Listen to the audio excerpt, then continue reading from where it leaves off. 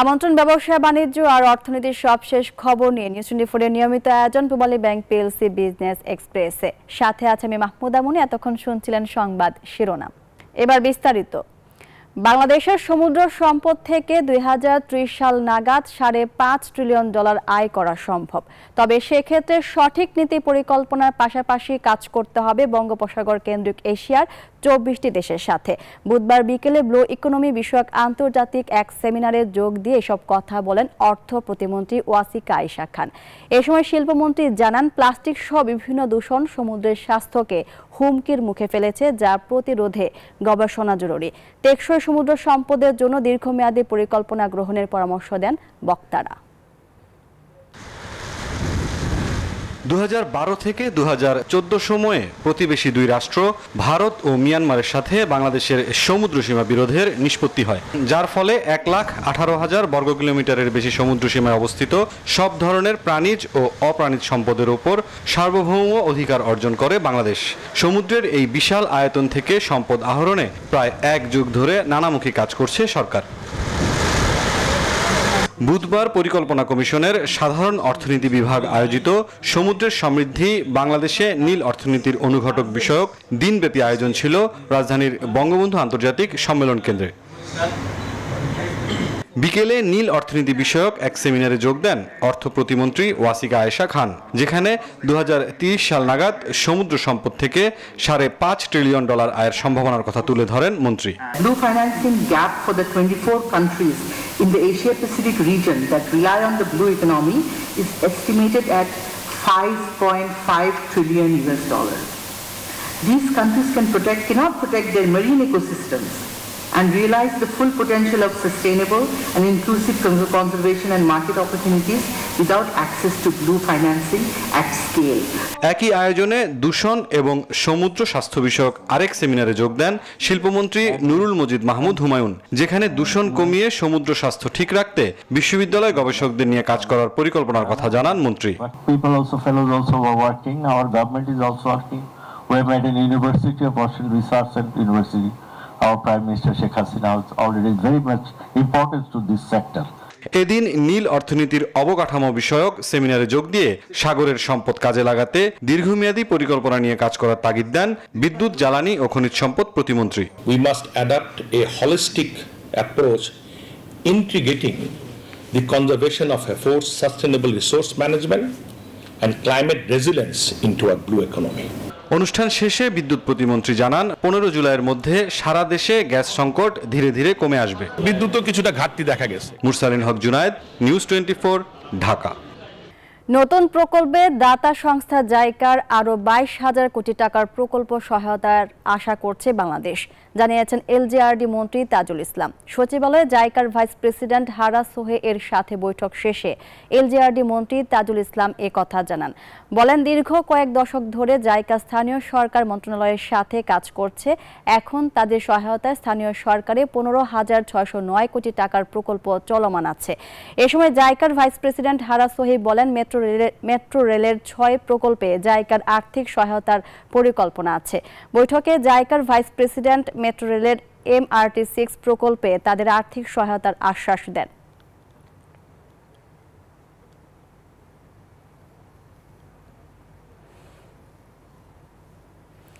পদ্মা সেতুর কাজ শেষে সমাপনী অনুষ্ঠান করা হবে আগামী 5 জুলাই, যেখানে উপস্থিত থাকবেন প্রধানমন্ত্রী শেখ হাসিনা।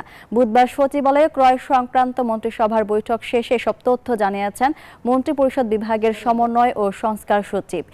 জানান, পদ্মা সেতুতে এখন পর্যন্ত 1,27 লাখ যানবাহন চলাচল করেছে। গড়ে প্রতিদিন যান চলাচল করেছে 19,000, আর টোলের মাধ্যমে রাজস্ব আদায় হয়েছে 1,661 কোটি টাকা।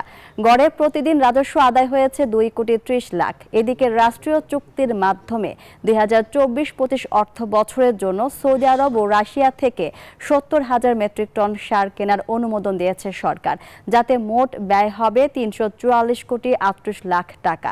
অর্থমন্ত্রী আবুল হাসান মাহমুদ আলীর সভাপতিত্বে অনুষ্ঠিত সরকারি ক্রয় সংক্রান্ত মন্ত্রিসভা কমিটির বৈঠকে এ প্রস্তাব অনুমোদন দেওয়া হয়। দীর্ঘদিন পর্যন্ত খাবার থাকে গার্ডেন ফ্রেশ, ভালো থাকুন আপনিও। কনকা ফ্রিজ, কনকায় দীর্ঘদিন পর্যন্ত খাবার থাকে গার্ডেন ফ্রেশ, ভালো থাকুন আপনিও। Concha fridge.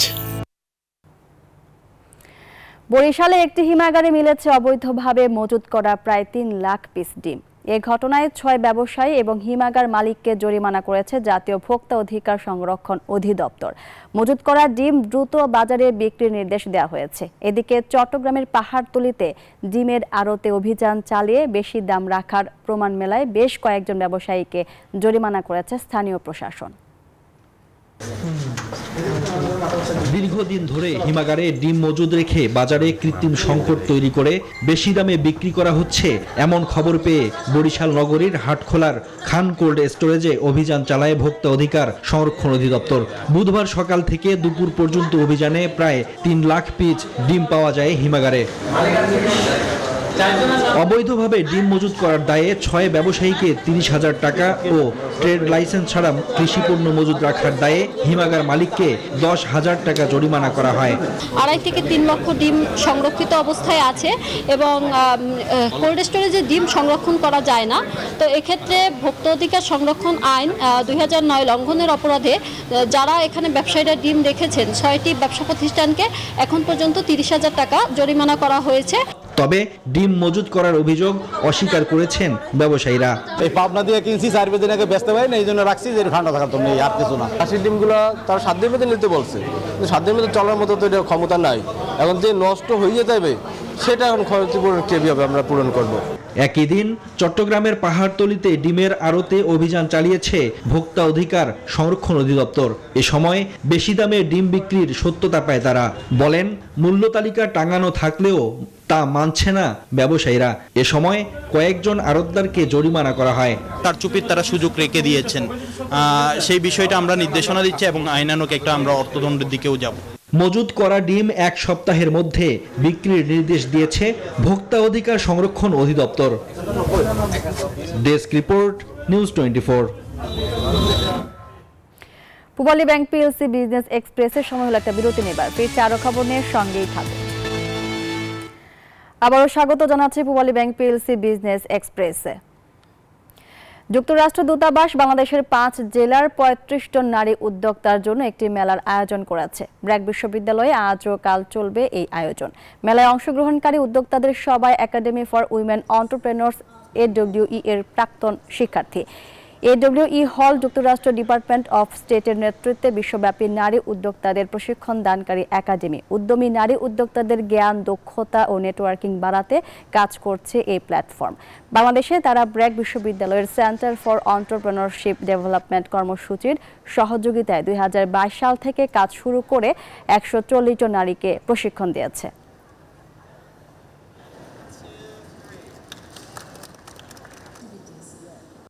American দূতাবাসটাকে আমরা জানি যে উইমেন্স পার্টিসিপেশন অর্থনীতি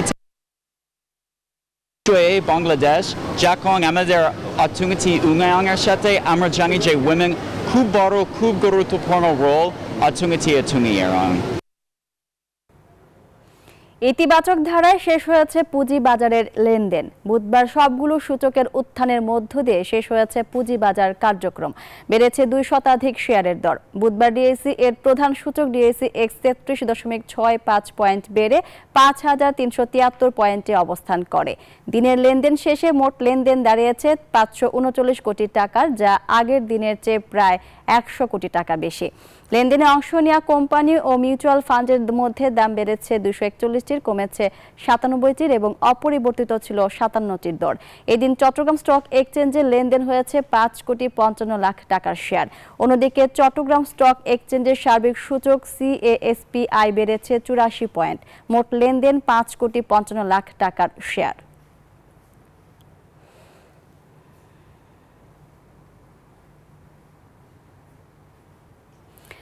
আর্টিফিশিয়াল ইন্টেলিজেন্স ভিত্তিক জিপিটি প্ল্যাটফর্ম জি ব্রেন চালু করল সরকার। স্টার্টআপ জিপিটি, কনস্টিটিউশন জিপিটি ও বাজেট জিপিটি এই ৩টি ফিচার নিয়ে উদ্বোধন করা প্ল্যাটফর্মটিতে সংশ্লিষ্ট বিষয় সম্পর্কে যাবতীয় তথ্য সহজেই পাবেন সাধারণ মানুষ।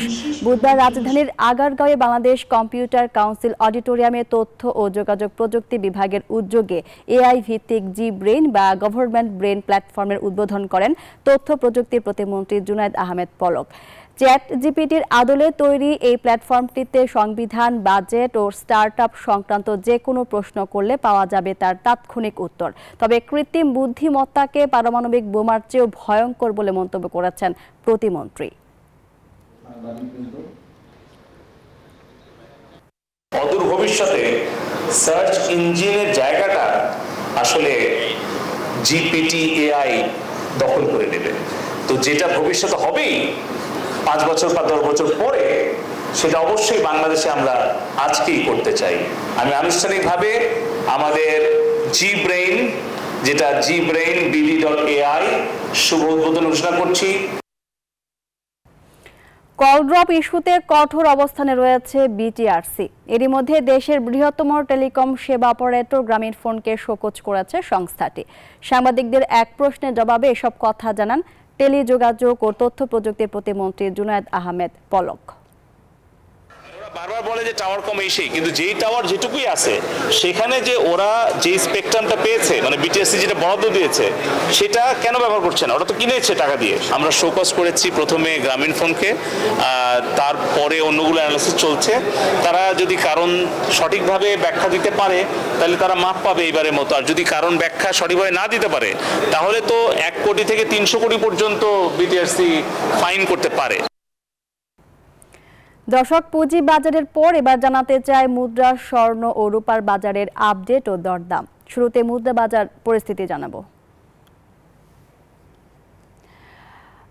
মুদ্রার বিনিময় মূল্য, মুদ্রার নাম মার্কিন ডলার, ক্রয় মূল্য 117 টাকা এবং বিক্রয় মূল্য 118 টাকা। ইউরোর মুদ্রার ক্রয় মূল্য হচ্ছে 125, বিক্রয় মূল্য 131 টাকা। পাউন্ডের ক্রয় মূল্য 144 টাকা এবং বিক্রয় মূল্য 150 টাকা। চীনা ইউয়ান ক্রয় মূল্য 13 এবং বিক্রয় মূল্য 17 টাকা। সৌদি রিয়ালের ক্রয় মূল্য 27 টাকা এবং বিক্রয় মূল্য 31.10 টাকা। ভারতীয় রুপি ক্রয় মূল্য আছে 1.32 এবং বিক্রয় মূল্য 1.45।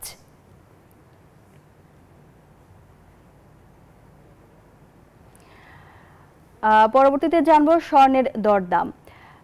স্বর্ণের ক্যারেট 22 ক্যারেট স্বর্ণের প্রতি গ্রামের মূল্য আছে 10,055 টাকা এবং প্রতি ভরি স্বর্ণের মূল্য আছে 1,17,281 টাকা।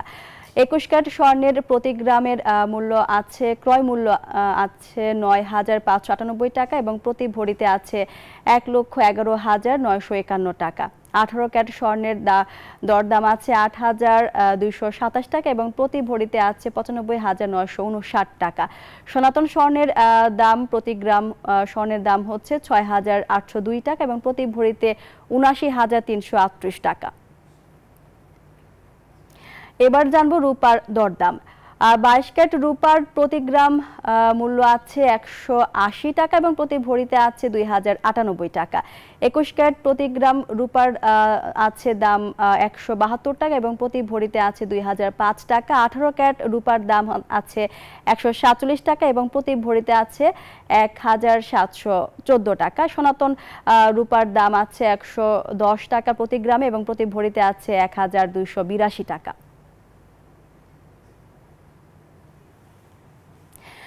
আর এই ছিল পূবালী ব্যাংক পিএলসি বিজনেস এক্সপ্রেসের এখনকার মতো আয়োজন। ধন্যবাদ সবাইকে।